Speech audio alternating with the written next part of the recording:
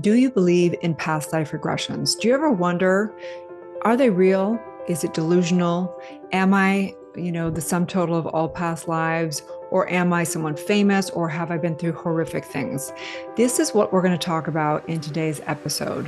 What are past life regressions? Why are they imperative for you to clear the subconscious mind, birth your soul's purpose, and become empowered? Welcome to the Dr. Erin Show. May you live your truth.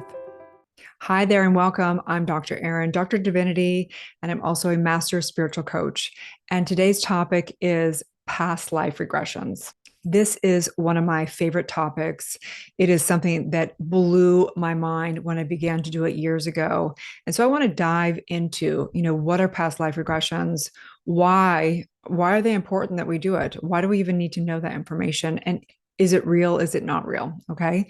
So, one, we have to understand that we live in a mental universe. And in fact, this week's universal law is universal law of mentalism. The truth is, we live in a construct that basically is like a matrix, right? It's all mental pictures that are created, and these mental pictures go into our Akashic records. Okay. So whenever I'm working with a client, it's imperative that we do some of their past life regressions if they want to become fully empowered, if they want to recognize they are a creator. Okay. So I'm going to start with my own personal story around it. So, years ago, when I began to do my deep inner work, this is a long time ago, 30 years ago. And as I began to go down this rabbit hole, I began to recognize that there's definitely past life, memory. And you could say it in the epigenetics or whatever, but we know, even scientifically, the memory of our past lives or our ancestors is the memory that is in the subconscious mind. So as I began to dive deeper into this, I was doing some regression work and began to realize that I could remember things that I had no idea. For example, I'd go into a session. I never studied history in school. I didn't like history as a little girl. And as I'd go into these memories, I would know exactly what people were wearing, exactly what was happening, and exactly the date. And I'd come out of the past life regression and I'd begin to research, on Google. And I was like, oh my gosh, like what's possible? How did I know that? How did I know that? Right. And so I began to do a lot of past life regressions and began to track a lot of lifetimes. And and you know, were they my past lives? Like there was things in my memory that were like I was one time in a Jewish camp and I'm not Jewish. I'm only 2% Jewish. So I was like, well, is this real or not real? Because am I just picking up on stuff? And so as I began to go down further and further, I began to realize that we're not just the past lives of our particular DNA. We're the past lifetime. We're connected. We know this through an entanglement theory, and not even a theory. They've proven that we are connected as one. So what happens is we begin to basically have trauma collectively. And these traumas are memories that are within all of us. So, why this is important is because when I have a client that comes in and they're getting trained in coaching and they're helping their clients, heal thyself and reprogram the subconscious mind, the mental pictures of past lifetimes have charge on them. And they actually, as they have more charge, they tag our DNA and literally strangulate our DNA. So, what we're doing in past life regressions, particularly through E4 method, is we are taking the charge off the mental pictures. We're no longer the effect of those. And literally, we're freeing our DNA to become more empowered. And what happens with clients is oftentimes whatever they've been through in past lifetimes or whatever they're identifying energetically through in the traumas of generations back is what they're here to do. It's literally like a divine assignment for them to help others that have gone through similar traumas. So, again, a few other stories of everything I've gone through. So, one story was a few years back, I was in London. I'm actually a majority of English in me. I'm German, a bunch of things. I actually have native Indian in me, a bunch of things. But when I was in London, I was only there for a few days. I had never been to London and it was raining and I wanted to go tour London. I didn't have a lot of time. So I thought, well, I'm going to splurge. I'm going to hire a driver and I'm going to actually tour London. So here I was going around London and it was like this side, that side is beautiful buildings. I could feel the energy for sure of, dark things and good things and da da da. And we came upon what is called the Tower of London. And we're driving by, and I just had this knowing. And I was like, I know that I died there. And so I asked my driver, I was like, would you mind, pulling over? I'm going to go inside this one place. He said, sure, absolutely. So he pulled up to the side. I went up to the ticket agency, and I said, where were the witches burned and hung at the stake here? And she said, I'm sorry, as a woman, she said, no, that's not this place. That's this other place at the other side of town or whatever. And I was like, okay, and I knew that I had been burned at the stake here. So I go inside and I start looking all around, and I'm not seeing anything of any woman. There's a bunch of stories of men being tortured and being, in prison there for different hearsay stuff and spiritual stuff. And there was this one teacher, and he was literally teaching a bunch of kids of the history of all of it. And I was like listening to him and stuff. And then he said, okay, let's take a break and we'll come back, whatever. And so I went up to the guy and I said, excuse me, is there any woman that was burned at the stake here? And he said, there was one woman here. And he said her name was Anne Haskell. My name's Erin Haskell. And I was like, what? So I started investigating further, and then I found out the whole story. So I wanted to read that too. So Anne Askew was born in 1521 in South Kelsey. She was in English, and she basically, her father was a gentleman of the court of King Henry, and she began to be very spiritual. And, at that point in time, it was hearsay, and you would be condemned. She was literally tortured and burned at the stake at the Tower of London.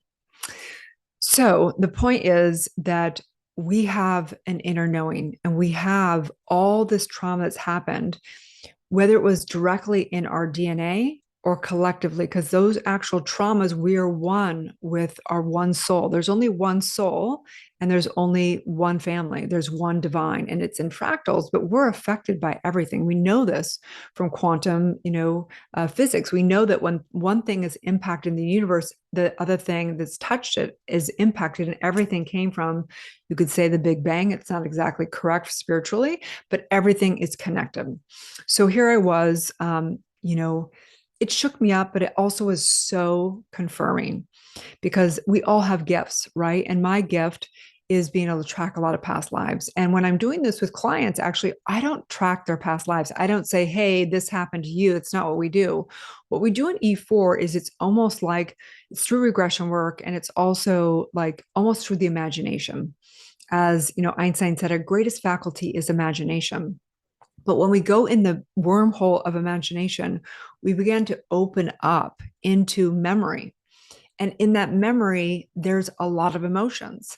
And what I find and what I hear a lot from clients is that past life regression, I had more emotions, and it made sense of what's going on in this lifetime more than any regression or any trauma or anything that's happened to me in this lifetime.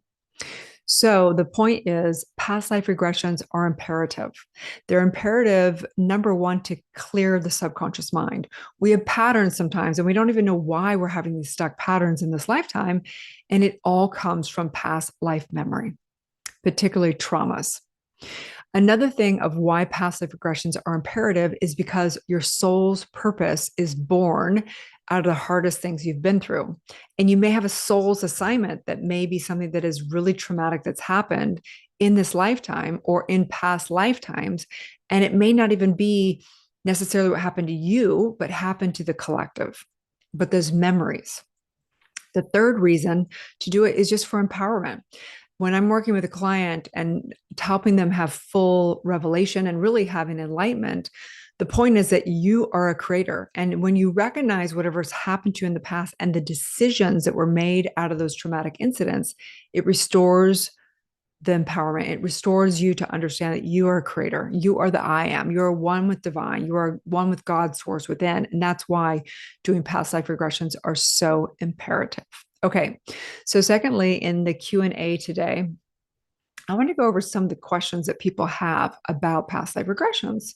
And some of the main things are this: are past life regressions real? Again, it doesn't really matter.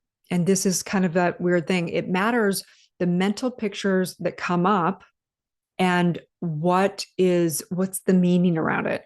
What's the emotions around it so that we can neutralize those charge? Okay, again, are they real or not? It doesn't matter. Everything's mental pictures. What matters is the identity and the empowerment to come out of it. Okay. But are they real? Well, yes, so many different studies and things on past life regressions. There's a famous book called Many Lives, Many Masters that is well known, documented, of a therapist that began to realize that all of his patients began to have memories of past life things. And it was like profound of how specific it was and how real the dates and everything are. So, it's all in the eye of the beholder. You could probably find proof of why it's not real, and you could find proof of how it is real. What matters is what impact it has on the client. Okay. What happens during a session? Will I be hypnotized? So there are people that do hypnotize things for past life regressions. We do not do that. We believe that empowering the client. So in E4, the coach, the practitioner does not do the past life regression. The coach and practitioner is asking and guiding the client to take themselves through the regression, to take themselves through reverie, to take themselves into that memory, holding neutrality and guiding the client to not get more upset or energize it or put meaning around it. It's very specific in E4. And what comes through it when you go to a past life regression and say it's a trauma in a past life, you go there, you neutralize it, and you as is the mental picture. And what comes out of that is a truth, whether it be the soul's purpose, whether it be a truth of restoring consciousness, restoring the empowerment, whatever that is. Okay. So, what if I can't access anything? They say this happens very rarely. Generally, we don't just say, let's go into a past life. In general, the consciousness will cue when we've gone into something deep in this lifetime, and it will begin to cue to go into a past life regression. So, in general, the consciousness is ready to go there when it's indicated. Very rarely, nothing will come up. And a lot of it's like people attaching to wanting it to happen. So, we make sure when we're working with a client that we actually make sure they have non-attachment, that they play in consciousness a little bit to open up that wormhole and that vortex. And in general, 9 out of 10 times, it is a profound session. Okay. And then, can past life regressions help heal trauma? Absolutely. E4 trauma method, E4 method is specifically goes into traumatic incidences, and it neutralizes the trauma, and it burrs what's called the negative command, the negative identity, the false identity. So it neutralizes that. And then the client is really able to get more of their true identity and their soul's purpose as well. And then, will I experience anything disturbing? Um, you know, I would say no, but I would say yes. So is it disturbing? I mean, most of the time when we're doing past life regressions, we're going into a trauma. So it would be disturbing, but the practitioners are holding neutral space and educating the client before they go in there to know that, of course, that this is really to look at what decision was made out of the disturbing thing so that you can neutralize it so you become more empowered. So again, we wouldn't go into a past life regression if someone wasn't ready for that. Their consciousness is going to indicate that they're ready to go further, deeper, and they're ready to look and confront anything that happened in any lifetime and in their subconscious. And then, what else? What does it feel like? It feels real. Like, oh my gosh, when I used to do a lot of past life regressions on myself and go in there, I mean, it's more real than what's happening right here. And you realize that it's all mental. Everything's mental. Like, you can feel the saddest, or the most breakthrough, or in war, or whatever happened, you feel as if it's happening right now. But in not putting meaning around it, it doesn't keep the energy and the emotions and the disturbance. We train our clients in getting neutral around all of it. And then, can I do it more than once? Absolutely. So here's a little hack, and whether you believe this or not, that's okay. The in phenomenon of past life regressions, if you did a lot of them, is recognizing that you're all past lives. You're all past lives. Whether you believe that or not, the truth is that we are one. There's one soul. Again, there's one life, there's one soul, and it's divine. So the past life regression is recognizing that you're all of it. And what happens is you end up getting a bigger and bigger soul's purpose out of that, because you recognize we're here to birth truth for the world. And we really want to be able to take on all traumas of all lifetime, the good and the bad. We get to rise and stand on the shoulders of the greats if we're willing to not just take what's good, but also look and take responsibility for everything that's happened on this planet. Okay. And then so the law of the week is universal law of mentalism. If you haven't already, you can go below here and you can click and get the free universal law calendar. Every week there's a distinction. There's only one universal law. It's the law of cause and effect. Okay. And the law of cause and effect it has many, many distinctions. So one of the distinctions in this week is a law of mentalism. So the truth is that get clarity on your core values and commit to what matters, because all mental pictures, you can energize good visioning mental pictures and be able to take a quantum leap and time compress for that as well. So you can get that there. So also you can get on my newsletter, and on my newsletter, I'm doing all the astrology for each week on there as well, along with the universal law lesson on there. And you can grab all that. Sometimes I'll do some astrology here, but I want these to be ongoing, that you can binge them and someone will watch it down the line, not just energy updates. So you want to grab the newsletter and get the energy update with all the astrology, all how it relates to universal law, some questions and answers there as well. And I'm just sending you guys all so much love. Let's take a deep breath in. Doing a spiritual mind treatment, getting the right and left hemisphere of the brain connected, getting the heart and head connected, taking a deep breath in. And I recognize the same power that lives and breathes in me is in everyone, everywhere. I recognize this one divine power that creates all mental images, creates all matter, all time, all space. I recognize this is the I am. And I recognize no matter what has happened in my track and all past lives, in my DNA, that I'm here with a soul's assignment. And it is to free thyself, to know thyself, and free my DNA to be the most expressed, the most divine, unique divine me. I'm here to take responsibility and therefore receive all of the abundance of life. I know this in the name of truth, as together we say, and so it is. And so it is. Okay, you guys, if you're not already in Soulciété, the community, come on in. Let's get our mind right, master our subconscious, birth our soul's purpose, and really truly live a supported life with people that are in truth. You can grab the universal law calendar. It's free below. You can jump in and get the newsletter and get links to this episode each week. It's generally 11 to 22 minutes. And if you want to subscribe and share it out, it would be so great. Across all podcasts, we have over almost 1 million downloads on this.